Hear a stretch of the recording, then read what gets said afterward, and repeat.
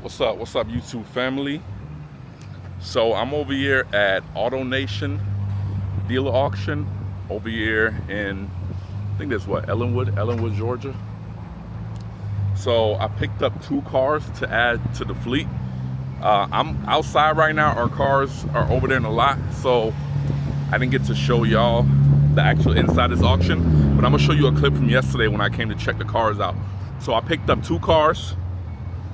Picked up a 2013 Acura RDX technology package, which I've had one before. It didn't last very long on Turo because somebody crashed it. And I picked up a 2014 Q50. Now, you know, that's one of my go-to cars. And I probably had like up to 10 Q50s. Our last Q50 crashed in January, but we got paid out lovely. So I'm gonna show y'all the payout quote. And when I'm buying the cars that I know, I always base it, not always, but like I base it on previous payouts. So I had a 2014 or 2015, 2014 Q50 crash over New Year's in January, and we got paid out over $12,000 for that car. So when I get an opportunity to buy one of those, that number is always in my head, like, you know, 12,000. Now a lot of people are like, well, your business is dependent, it's contingent on people crashing your car. No, it's not. I'm just saying, people out here can't drive. So why would I not think about the possibility of somebody crashing my car and gauge what position I'll be in? So some of y'all going out financing cars, putting down payments, you're losing money as soon as you leave the lot, right? In your case, you're gonna take an L if somebody crashes your car in the first, second, third month. You're gonna take an L. In my case, I'm buying it from the auction. This Q50 right I'm about to show y'all, right? I paid $75. Now granted, I gotta go through it. Everything seems good on it, but I definitely always put window tints on my Q50, so I'm gonna spend a little money on it, and at the end of the day, I'm gonna register it. But at the end of the day, I might be into this car for less than $9,000. So if earlier this year, I got cashed out $12,000, and that Q50 I got cashed out on had higher miles. That car had like 165,000 miles, I ain't gonna lie. It was definitely over 150, while this one's at 122. So you really can't compare the two because the miles are different. This one has less miles, so I will get more money. But when I make these videos and I'm talking about somebody crashed my car, I got paid this much, I'm not saying that that's my business model to let people crash the cars. But a lot of these people can't drive. So yeah, of course, I'm gonna let you guys know what happened, what would happen if somebody crashed my cars. So let me show y'all right here. Let me show y'all the whips that I caught.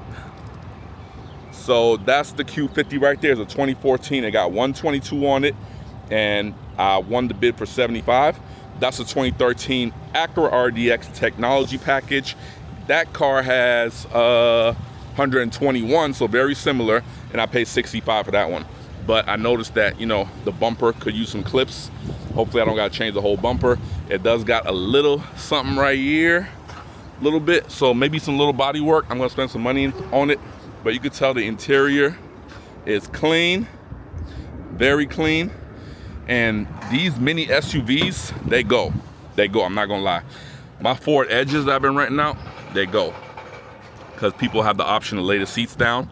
And you know, if you got kids or you got stuff you wanna put in the back, you know, it helps out. So mini SUVs are definitely going, especially if you could be profitable in that 40 to 50 range, 40 to 55 range is going. This the Q50 right here. Now this is one of my go-to cars for my rent on Turo. The YNs love it. They be, you know, trying to flex in it because it's Infinity. Entry-level luxury. Cars drive good, got amazing horsepower. These things pushing over 300 horsepower. This one's an all-wheel drive.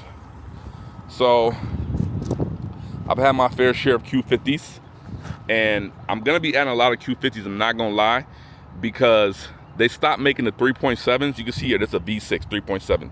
So they're not all the same. You see that right there? 3.7. I'm not messing with any turbos. And I think like 2015, I believe, they started doing turbos. So I think 15, they still have some 3.7s. I could be wrong. But whatever that cutoff date is, that's where I'm stopping. So if I can get a 2015 3.7, I'm gonna get that. But whatever the cutoff date is when they start doing turbos, then I'm gonna try to max out as many as I can get my hands on to keep renting. So that's my goal right now for these Q50s. So right now what we're doing is we just picked this up from the auction, and you can see the auction over here. That is Auto Nation right there. This is the parking lot where dealers are picking their cars up from. So I got my boy with me right now. It's just him and myself. So we got to come back and make a second round, but that's cool because our shop isn't far from here. You see it's right off the highway. Like I said, it is a dealer auction, so you will need a dealer license to have access to this auction. And this is actually my first time buying from over here, but I'm gonna be coming back because now we're going hard on rebuilding the Turo fleet. The money we're getting off these Turo cars, the Cashflow is providing, you know, we leverage it. But one of our mistakes is we're too quick to sell the cars.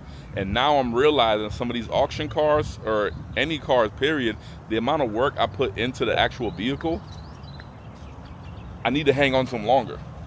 Cause like that Fusion I just made a video about, right? The Fusion, we had to put like 4 tires, brakes, rotors, control arms. Like that's a lot of work. So if I sell that car, most likely the next car I get, I'm gonna do all the same thing again. So I'm gonna try to hang on to them a little bit longer. Worse, I'm gonna leave this 1 year. I'll follow you and we'll come back again. So we're gonna come back and grab that Q50. Like I said, our shop is not far from here, but we're going a little aggressive on the rentals right now. They're doing really good. That Fusion that I made that video about, like I listed that Fusion. I mean, I already knew it was gonna happen this Friday. Demand's high in my area, especially for weekends. And I see the demand going up next year for sure. So if you're in a market that supports it, I'm gonna follow you. If you're in a market that has that kind of demand, yo, I would run it, man, because money's getting really hard to come across nowadays. And every time I'm near this car, I always show y'all this car. This is our other Infiniti. This is a 2012 M37. This car got totaled out on Turo. I bought it back from the insurance company. It got totaled out for really some BS, but it was very minor work. I bought it back, and we just keep this car as an extra shop car around if we got to get around in it or whatever we got to do. And this car drives really good, y'all. I'm not even gonna lie to you. So if your car gets totaled out on Turo and you have the option of buying it back, although you can't put it on Turo again, but like I think they took like less than $2,000 out of this, and I got to keep the car. It was amazing. Let me take this call. This is what I was saying. If you live in an area, right, where the demand is really high for economy cars, because not all markets are the same, I'm not even gonna lie to you. So I'm in the Atlanta market, and I don't know, I think a lot of people can't hang at this price, or a lot of people just like the look of having luxury cars or higher end cars. You know, it's more like a flex.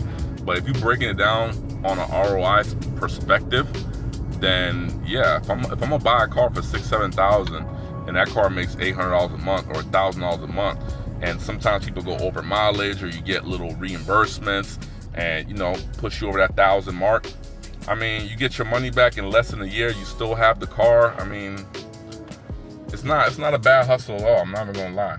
If you can level up and, you know, partner up with a mechanic, partner up with a body shop, start buying cars from IAA that are clean title, get into the car for cheaper, have somebody to give you good prices on fixing the cars, have a mobile mechanic, different things like that set up, then you can level up. You don't have to stay strictly on Turo. You can start doing some private rentals, but private rentals is not something to jump into right from the gate without having any experience. The barrier to entry is a lot higher. So we're focusing on building up the Turo fleet. We sold a bunch of cars off. We always sell cars around tax time. And now I'm like, all right, certain cars that I'm buying for Turo, I'm gonna actually hold on to it longer. If the miles get so high and I gotta lower the price a little bit to keep the car going or whatever, then I'll do that. And then eventually, obviously, I'm gonna sell the car. But right now, the numbers, the demand in this area, I think the amount of people that just dropped off Turo, I'm not sure what it is, but it's working really good for us. So yeah, we're gonna keep it pushing. So look for an updated video. I'm gonna show you guys how much money I'm into these cars for. And that Ford Fusion, it went on its first reservation today. I'm into that car for, what I say, about 64, 65. So it went out instantly over the weekend. And like I said, the other Ford Fusions we have been doing great numbers. They're averaging $800 to $1,000 a month. And besides the repairs I did when I first got those cars, I haven't had to do anything else to them. So we're looking at keeping that trend going. Once I'm all into these cars, everything, I fully go through it. Hopefully I don't have to pull it back into the shop for a few months. And when I do, it's just gonna be like for oil change. So I just try to go through everything right from the beginning. I mean, spare keys, kill switches, brakes, tires, whatever it needs, I'll do at the beginning, because I don't wanna, you know, keep pulling it back into the shop. But I'm not gonna make this video too long, y'all. We're on a little hauling trip. I gotta come back and get my other car. So I will catch you guys in the next one. If you got any value out of this video, like always, smash that like button and sub to the channel. And yeah, catch y'all on the next one, all right?